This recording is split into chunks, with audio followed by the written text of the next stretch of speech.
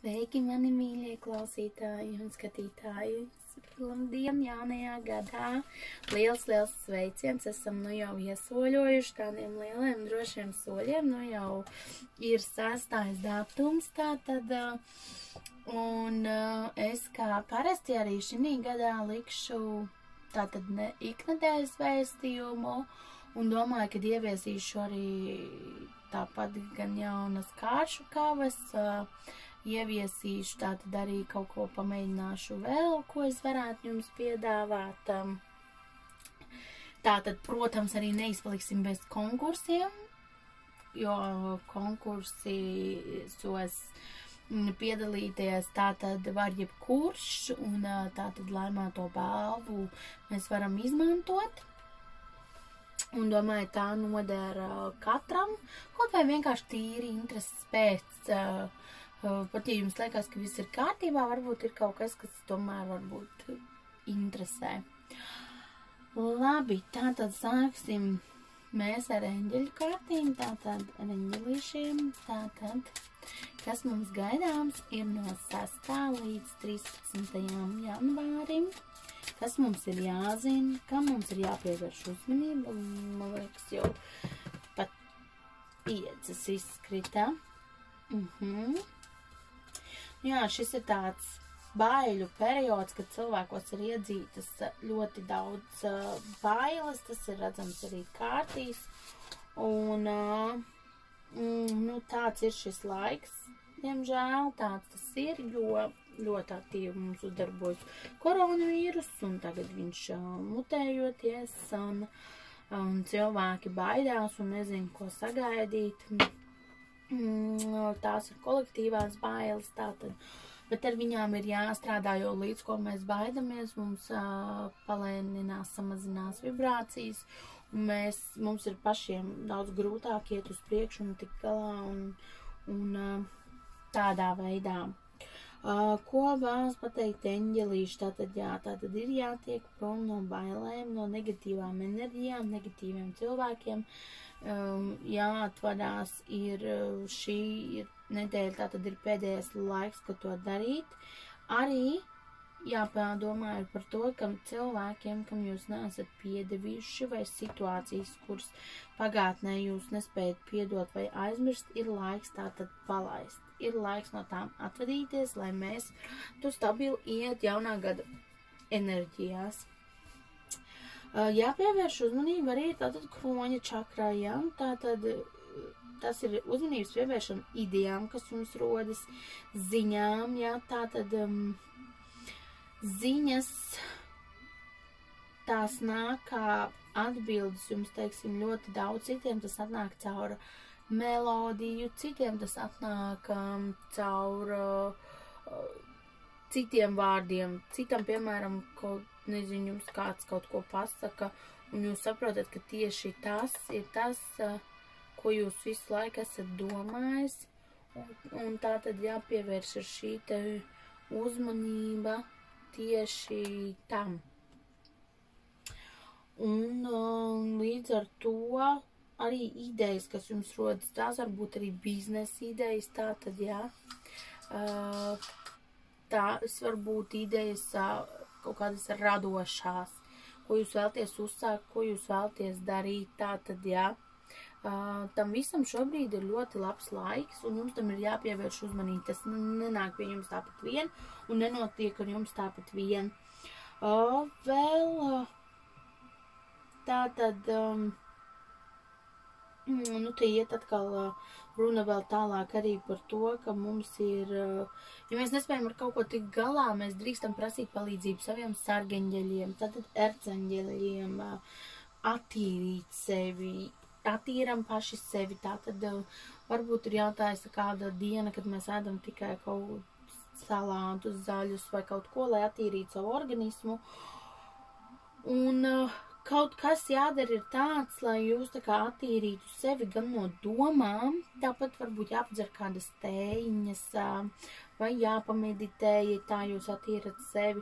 Var sakot, jādara ir tas, priekš sevis ir tas labākais, lai jūs atjaunot enerģiju un lai no toksiskajām enerģijām jūs atbrīvotos. Ar to ir ļoti aktīvi šajā laikā jāstrādā. Un neaizmirstīsim arī par idejām, par kroņu čakru. Tas arī neizpaliek. Un tātad tas ir no eņģelīšiem, un tagad pasīsimies, ko jums vēlas teikt taro kārtas no 6. līdz 13. janvārim. Kas mums būtu jāzina? Šodien kārtas pašas steidzās, kas mums būtu jāzina, kā mums būtu jāpievērš uzmanība, kas mums būtu jāzina un kam mums ir jāpievērš uzmanība šajā laika posmā no 6. līdz tātad 13. janvārim. No 6. līdz 13. janvārim. Ar daudz zobeni. Nākā zobeni. Nākamā nedēļā kopējās enerģijas ļoti dalīsies. Būs tātad vieni, kas jutīsies finansēs ļoti stabili, un būs tie, kas jutīsies finansi nestabili. Būs tā kā finanšu lietās nākamā nedēļā viss sadalīsies kā divās frontēs. Vēl ko par finansēm. Labs laiks, lai, ja jūs vēlaties piedalīties kādos projektos vai, piemēram, kur investēt naudu kaut kādās idejās, investēt kaut kādos projektos, šī būs ļoti laba nedēļa, lai to darītu. Investēt tātad naudu vai arī, piemēram, nezinu, atvērt savu trešo pensijas kontu un likt tur naudiņu vai kaut kā savādāk, tātad kaut kādu depozītu veidot. Ļoti labs tātad brīdis, bet nevajadzētu, teiksim tā, veikt ļoti lielus tēriņus, teiksim, tādiem nepārdomātajiem pirkumiem, kas jums, teiksim tā, šobrīd nav tik ļoti varbūt aktuāli, jā. Protams, ja mums ir nepieciešams kaut ko pirkt, tad tas ir jāpērk, bet, teiksim tā, lai tas, teiksim, pēc tam tiktu arī izmantots, nevis jūs nopērkat, un pēc tam tas netiktu izmantots, un viss tādi pārdomāti pirkumi, kad jūs saprotat, ka jā, tas tiks izmantots, tas noderēs, un tad jā, kāpēc nē, tas viss var ļoti labi līdz ar to noderēt. Tas ir par to vēl ļoti daudz jāpieņem būs lēmumi. Ļoti daudz jāpieņem lēmumi un tādi strikti lēmumi. Tā viss mēs daram to vai nedaram to, tādi ļoti, ļoti stingri jāveic ir, jo būs vispār ļoti darbīga nedēļa, darba ies uz priekšu. Lietas sāks lēnām kaut kādas iekustēties, lēnām kaut kas sāks notikt. Ļoti ceru, kad sakarā atjaunosies kaut kādas darbības un darba vietas, tās, kas šobrīd sēž bez tātad iztikas, jo kaut kādas darbības, kaut kādas tik ļoti aktīvi nākamnedēļ notiks.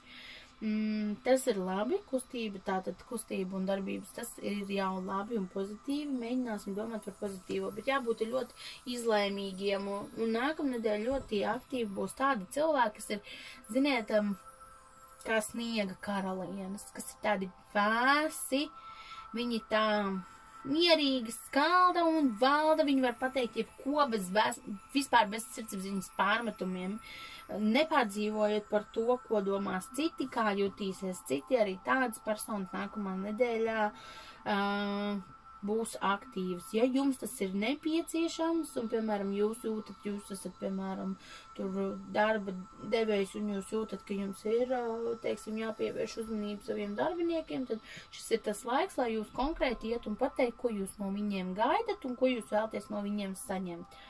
Bet atcerēsimies arī par cilvēcīgo pusi mazliet tomēr, jā? Nākamnedēļ būs ļoti arī tādi, konflikti, skandāli, raksturīgi, bet atcerēsimies to, ka mēs to varam ieguldīt šo te enerģiju skandālos labāk darbīgajās lietās, ja tā tad risināt finanšu jautājumus un tādas lietas, mēģināsim šos strīdus atstāt un pēc iespējas nogludināt, ja jūs jūtat, ka šis strīds ir neizbēgams, tad mēģiniet vispār ievilkt pirms tam 3 reizes elpu, izskaitīt līdz 100 un tikai tad iet un runāt par to situāciju, lai tas konflikts vismaz nenotiek tādās ļoti lielās, jo mēs gribēsim mesties iekšā, strīdēties un viss, bet tādā veidā mēs patērēsim tikai savu enerģiju un līdz ar to ļoti bieži tādās reizēs, ja mēs neko nepanākam. Tā ir tīri tikai enerģijas patērēšana, tāpēc mēģināsim ieguldīt šo te savu spāru un visu lēmumu pieņemšanās, jo kādam šie lēmumi var būt ļoti liktenīgi nākamnedēļ, un vairāk, domāsim tad par finansēm, lai mēs šo te savu satraukumu par finansēm, lai mēs to varētu pārvērst kaut kādās darbībās un mēģināt kaut kā pēc iespējas pozitīvāk pārvarēt šo te laiku, jo jā, viņš ir grūts un mēs ienākam jaunā gadā ar jaunām transformācijām, bet meklējot jaunas idejas un kaut ko mums ir jāmēģina saglabāt mieru un tikt uz priekšu un sakārtot visu, lai mēs kopīgiem spēkiem tiktu uz priekšu, kolektīvi, tātad tikt uz priekšu un visu sakārtot. Labi, paldies jums, mani mīļie, ka jūs mani klausījāties. Es ļoti ceru, ka es jums kaut kā spēju palīdzēt. Es ļoti, ļoti ceru. Un, lai jums ir pēc iespējas mierīgāk šī te nedēļa, tātad cenšamies, ja nu jūtam, ka galīgi mums sakāp emocijas, izskaitīt līdz 3 un tikai tad iet viņas risināt.